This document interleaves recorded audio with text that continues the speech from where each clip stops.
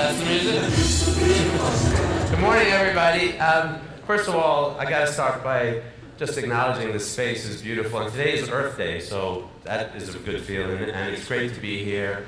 I wanted to thank a couple of people, like Sarah behind the screen, who puts the stuff on you. It's fantastic. She's like, her job is to make you feel happy, she said. And I was like, I want somebody in my company just to have that role all the time. And then I wanted to thank Jeff for the tech stuff, because I'm probably going to be complaining to him in a few moments. But in the meantime, thanks, Jeff, for all you did. You got to always thank the tech people. So my title says filmmaker, but really what I've always loved to do is tell stories. That's what I've been doing. I love telling them. I love hearing them. I love sharing them. I like living them. And nowadays, you know, it's like there's so much you can do because of technology in terms of making them happen in real time. World Vasectomy Day, which is what I'm here really talking about, that's the latest sort of my crazy, create a happening phenomena kinds of stories. But I go back, oops. See? There we go. So for a long time, I just make films. That's what I did for years, 30 years. I've been traveling around, going to some of the worst places in the world, drawn to the sorrow and the pain. But my thing was always trying to find the best in people in the worst of circumstances.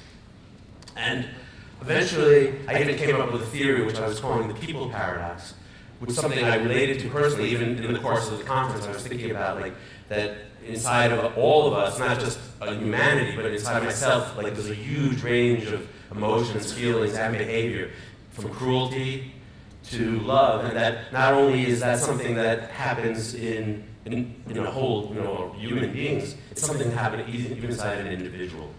And that the storytellers are the ones who determine what the third act is. Like, is it love or cruelty, how we conclude the story of our everyday lives? And that, in my mind, the storyteller, which is all of us, and the right to be able to tell our story and to determine the third act, that's like the basic core human right, and that's the thing that keeps me going. And I was pretty good at it. I had a great career. I've been really successful in many ways. And okay, try this one. Let me try this one. I'm going to forget to switch these things along. Yeah, this works better. Yeah, this over here. Anyhow, so I was looking into this idea, and I was doing really well. Things are good, and I happen to live right near the World Trade Center, and the building went down. And of course, like everybody, it was really deeply disturbing and made me think a lot about what I did. And I was sort of faced with this reality, which is, if 19 people in a single morning could create a kind of a moment that would cause so much pain and suffering and death, and then unleash the reaction to that, like what would be the counter story to that? Like, we can't build a building in 19 days or bring back life. But so what kind of a story? So I set out to try to find that story. And there were things I had learned in making films that I would apply to sort of as I set out to find a story that would somehow or other be able to some kind of a counter. I looked around, first thing I really kept in my mind is like, I needed to have a story that would be about men. Because it was obviously men in every story in the evening news that was so disturbing. And I wasn't having that experience of men behaving badly. My encounters with men, wherever I went in the world, even into war zones and prisons where I made films, was that people were good. And that they wanted to have their story told the best of who they were. And that's how I did it. And, well, maybe it works. That was the people paradox. Oops, I'm behind one thing. Let me see where it is. Oops, let's go back. So I was going, and I traveled, I looked around, I was trying to find where to go and do this storytelling. I had traveled around the world, and then it was when I'm making two films. One was a personal story I was making about my relationship with my own fertility, and the other was a film about population on the planet. I met, now I can change it, Dr. Doug Stein. That's not me, but that's me. And, oh, that is me up there. Yeah, me getting, well, now you see. But basically, there was something, Doug is passionate, and he was going on a road trip, and you don't get to go on a vasectomy road trip every day of your life. And it was like the Philippines, Kenya, Haiti, throughout Florida. We were on this kind of a mission, and I was like into the ridiculousness of it and the interesting conversations that would happen, and it was like really powerful. But the thing that actually kind of moved me was, there's Doug, was the men that I was meeting. It was that moment. It was like I kept becoming obsessed by that moment. That moment when that man would make a conscious decision to, what I was saying, to exit the gene pool. You know, it was powerful. I asked him, why now? Why today? And almost like it's amazing how cliche it was, but almost all the answers were always the same, and they were being said by men who were all over the world, and from rich and poor, and black and white, and all religions. And when I asked them, there was 2 or 3 straight answers always. Number one was always, it's time for me to step up. My wife has taken on the burden all these years. We've had the children, she's raised the children. Now it's on me, and that was everywhere in the world. It's time for me as a man to step up and take responsibility. And the second thing was for the children. I can't raise any more children. I just can't take. I want my children's life to be better than my life, or at least as good. And I can't do it if I have more than I can't have any more. So today I'm choosing to leave. And I just thought, that was amazing, because I hadn't heard men express themselves like that, and that certainly wasn't the energy that was dominating the spirit of the media, the evening news as we know it. So I was there. I was in Kenya. I was sitting there and listening, and it was like one of those, and let's call it now. I wouldn't have said this before this week. It was like SwitchPoint moment. In my mind, I think to myself, whoa. What if I could aggregate that moment and share it with 1 million people? Like, what if we could explode that consciousness in a sort of a collective effort? Individual acts of kindness done for self, but with a greater purpose, some positive social good. And I read then and there, I swear that same day, I was like, let's call it World Vasectomy Day, and I Googled it. Didn't exist in Google, and I really thought to myself, this is either a great idea or a ridiculously bad one. But I reserved the URL, and then I did something that's really important when it comes to the kind of storytelling I like to do. It's like I set an intention. And it was, I'm going to convince 100 doctors in 25 countries to do 1,000 vasectomies within a year. And so I set out on that mission to do that. And I started like writing all these things. I come up with a theme. My theme that year was lowering carbon footprint, one vasectomy at a time. I even tracked down a professor at Oregon State University who had done a published paper in which he was able to demonstrate that the carbon footprint reduction of a vasectomy was 28 times what a lifetime of recycling, reducing, or reusing. So it was like, you can't do anything more good for the planet. And I was saying, it was like, we're building a band of brothers willing to put our balls on the line for Mother Earth. That was the idea, and then I came across the reality that I think a lot of you have come across, which is building a movement around population issues is complicated. It takes a lot of talking. It's like every phone call is like a half an hour to explain, no, I wasn't all about trying to sterilize men all over the world. That wasn't the thing. And around 6 weeks ago before the event, I'm panicking because I'm not getting there. I've already found a location. We're going to live stream it, but I didn't have 1,000 men. And all of a sudden it was like, it came to me, it was like, actually, Doug said, hey, we better start getting the doctors together. And I was like, oh yeah, the doctors.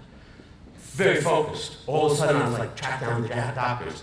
6 weeks later, October 18th, 2013, they were there. 186 doctors have signed up. We're in 26 countries, and we do they report back to me 996 or 986 vasectomies. Oh, maybe keep going. Oh, look how far behind I am. There's my theme. Yeah, balls on the line, doctors, year one. I'm not a big with these this is the thing. It's year two. Well, we have we're year two. So as year one comes to an end, and I'm like fed up. Like, you can be sure I was not interested in filming another scrotum. It's like, I had seen my lifetime's worth of scrotum, and I was like done with the filming. And I was really burnt out, and yet I was like, I couldn't get away from the fact that the doctors in the interim, had kind of come to believe that World Vasectomy Day was like an annual event. And because that wasn't the point of it, I actually released my film, which we had done about Doug's travels, which was called The Vasectomist. I released it on the day of World Vasectomy Day in 5 countries through the public broadcasting system, but not in the States. And I was done, even though the film wasn't so great, but the event actually had this life of its own. So I was like, you know what? We'll do a year 2. In year 2, I was like, I'm going to change the name. So the theme was celebrating responsible men. That was the first thing. Focus on the doctors, get the doctors to aggregate. That was year 2. Change the theme from lowering carbon footprint to celebrating responsible men. And man, all of a sudden, it was like things were going pretty good. And then Doug said, there it is, every movement needs a manifesto. So I decided to write my manifesto, which I change every few months, but it's really fun to write a manifesto. It's like a Bill of Rights to vasectomy. For men who no longer want to have children. My favorite, of course, is, eliminating the fear of unintended pregnancy can improve our sex life. Just think about that. What other move? This is like the teenage dream. I was like, what can I have a dream that would actually save the planet and improve my sex life? It was like, this I thought, this is going to make me really successful. And guess what? India, out of the blue, declares World Vasectomy Day an official event, and all my friends think, you're serious about this thing. And then the next thing, Colombia offers vasectomies in 28 clinics, and people are like actually they're organizing all this stuff. In the meantime, I'm back at home, playing World Vasectomy Day is like a video game where I'm just sending out ideas, I'm creating content, making movies, I'm just like, and people are taking it on. So, Act 3 comes around. Now I realize, whoa, I now have a thing that's called a movement, which was kind of the idea, but the problem is I don't have any infrastructure. It's just me and my friend, Deidre, who you probably met, and a few young people who it's all deferred probably, or semi-deferred. And it's just we need institutional support. How are we going to actually make all this demand generation turn into stuff? Even though it's happening, we got to build, we got to get institutional support. And just when I'm thinking like that, I hear about this international conference of family planning in Bali, and I decide we're taking World Vasectomy Day to Bali, which everybody thinks is a great idea. Though I don't say Bali because it doesn't sound good, so I say we're taking it to Indonesia, and people go, that's better. Even though it's kind of technically the same thing, but I didn't want to think we're on vacation. So we head off to Bali. We're doing our thing. It's going pretty good. As you know, I have to get the institutional support. It's not so easy to get permission to do vasectomies in Indonesia, so I figured out I better get ministerial support. So I find out about an organization called Partners in Population Development, and their board members are 26 of the largest countries, made up of ministers of health from the 26 largest countries in the world in the South-South Alliance. It's an international organization, and I am now all of a sudden the keynote speaker at our event is the head of family planning for all of Indonesia. And we got buses, we got permissions, we got doctors, and I was we're going to do World Vasectomy Day in Indonesia. And then there's the volcano. I better speed things up because I'm running out of time. So the volcano happens, and we go on, we do our event. Third year now, we're almost 700 doctors, we're in 40-something countries, it's really going crazy. I decided to go back to Bali to meet all of you guys in the end of January, and I have an auxiliary event, we have the people who came and had their vasectomies, we did a live vasectomy through Skype, and it's really fantastic, and that's where I met the people from IntraHealth.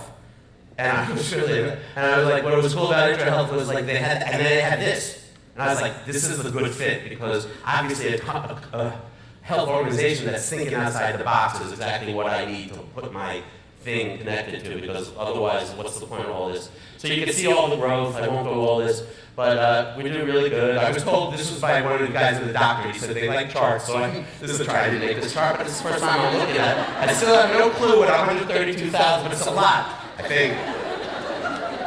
And then these are the lessons I learned, and I'm going to go through these quickly. Get men on board. This is...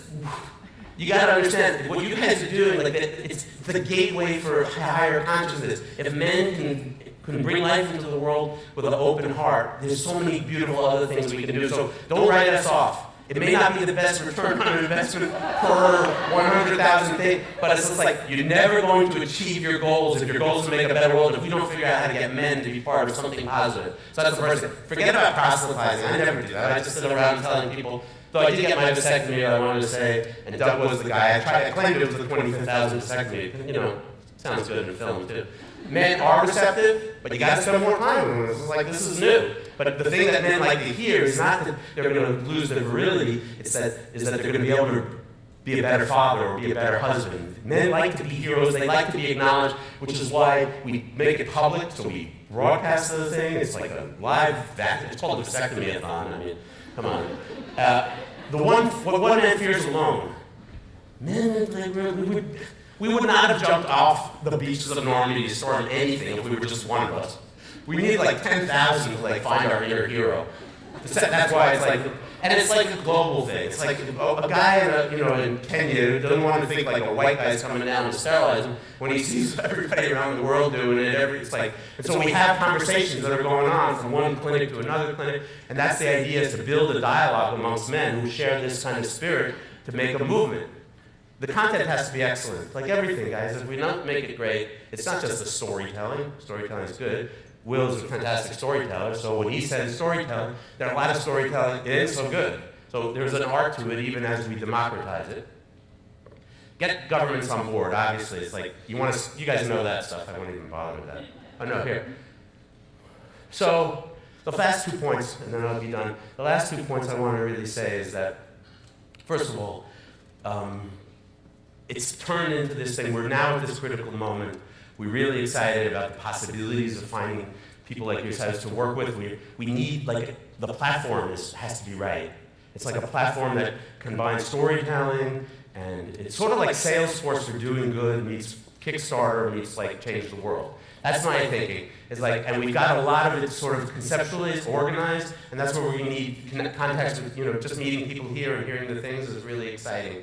That's one thing. The other thing that's really, like, I started to think about while I was here was this sort of notion of this as kind of a gaming. It's like that idea that we're like we're on a movement, and we can kind of use energy and use data and use content, and we put it together, and we create teams, and we set out to actually, that's how World Vasectomy Day is organized.